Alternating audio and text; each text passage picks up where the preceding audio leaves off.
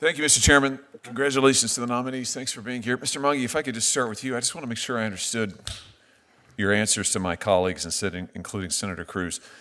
Let me just read you something. I just want to know if you agree with this or not. This should be simple. Here's a statement. The demand to center Israel's right to self-defense, that's in scare quotes, self-defense, erases the colonial context and delegitimizes the Palestinian right to resistance. We are in awe of the Palestinian struggle to resist violent occupation, removal, erasure, and the expansion of Israeli settler colonialism. Do you agree with that, yes or no? I realize you didn't write it, and you may not know who the author is, may never have heard of these people before. I just want to know, does this represent your view, yes or no?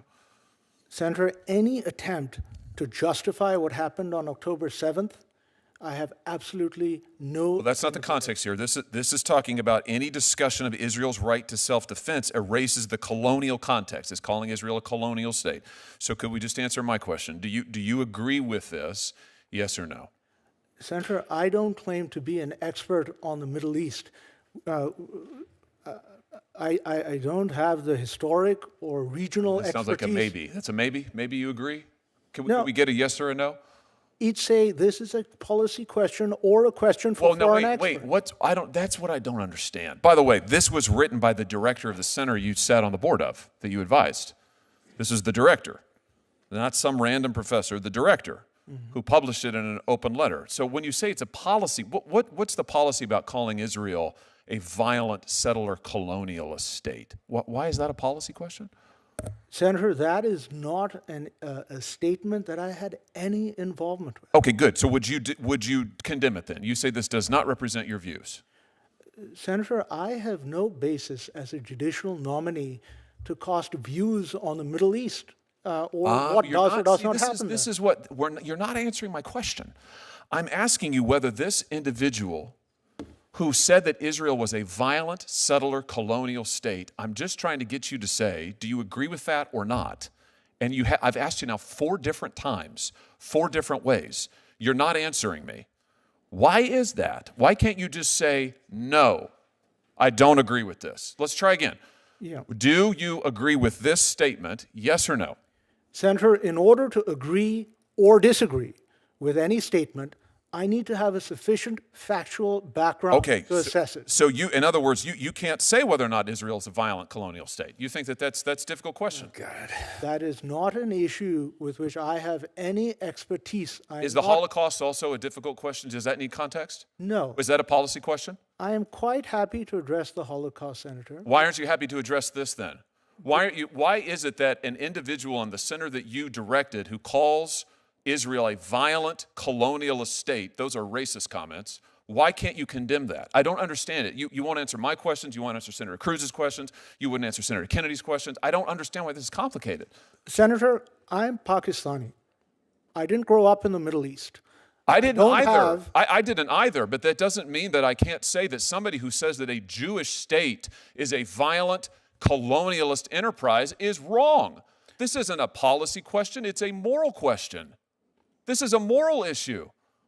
Senator, I am not in a position to make any policy pronouncements about actions in the Middle East. Does Israel have a right to exist? Yes. Should American Jews be safe in their homes and on their campuses? Senator, there is Just no yes one. or no, please, spare me the lecture. A heated Senate Judiciary hearing erupts when a senator presses a judicial nominee on controversial statements labeling Israel a violent settler colonial state. What follows is a tense back-and-forth repeated refusals to answer a simple yes or no question and a fiery exchange over morality, anti-Semitism, and accountability. This moment stunned the room and has sparked intense debate nationwide. Heard of that letter?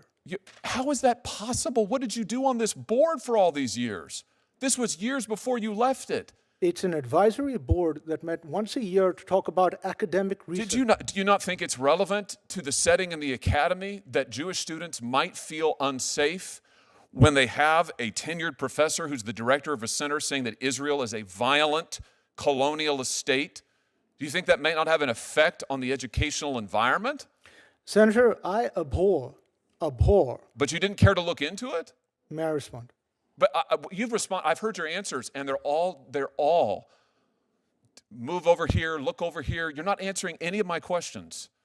And I can't figure out why. I can't figure out why you won't just say that this was wrong. So you didn't advise against it.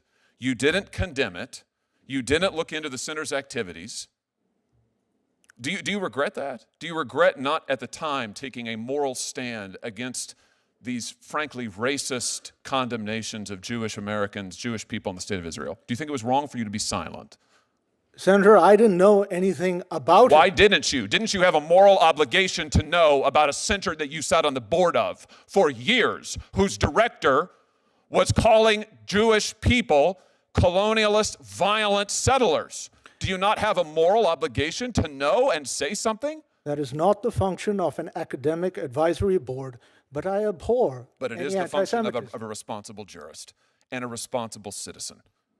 And I would just suggest to you that you failed it. And your inability to just say, this was wrong, this shouldn't have been said, this kind of language and rhetoric is what has led directly to Jewish American students now being called out on campuses, in classrooms, told to stand up and go and stand in a corner because they need to feel what it's like to be colonized. I'm sure you've seen the reports of this happening across the country. This is happening now. Senator, your time's expired. Mr. Manji, would you like to complete an answer? Thank you, Chair Durbin. Any acts of anti-Semitism or any bigotry, including anti-Muslim bigotry, on college campuses is abhorrent. My children will be going to university soon. I want them to feel safe, and I want the children of my Jewish friends and colleagues to feel safe too. Well, you think you'll take a greater interest when your children are on campus, maybe, than you did for the last 3 years? Senator, your time has expired. I ask unanimous consent to enter into the record a letter received December 8th, 2023, addressed to me, Senator Graham, and all committee members. It reads in part, on behalf of the 210,000 advocates of the National Council of Jewish Women, I am writing in support of the nomination of Adil Manji to the Court of Appeals for the Third Circuit. It goes on to say, the National Council of Jewish Women believes the judiciary is best served by qualified judges who are fair-minded and independent, reflect the diversity of our nation. Adil Manji is just such a nominee. We strongly urge you to move expeditiously to approve this nomination and support subsequent confirmation by the full Senate. I am sorry that you have been subjected to the suggestion that you are somehow anti-Semitic or insensitive. This letter indicates those people who looked at your record feel just the opposite. Senator Padilla. Thank you, Mr. Chair. I've been on this committee nearly 3 years now. Well, first of all, let me thank and welcome the... If you find this political breakdown interesting, please give me a thumbs up and as well like and subscribe for more.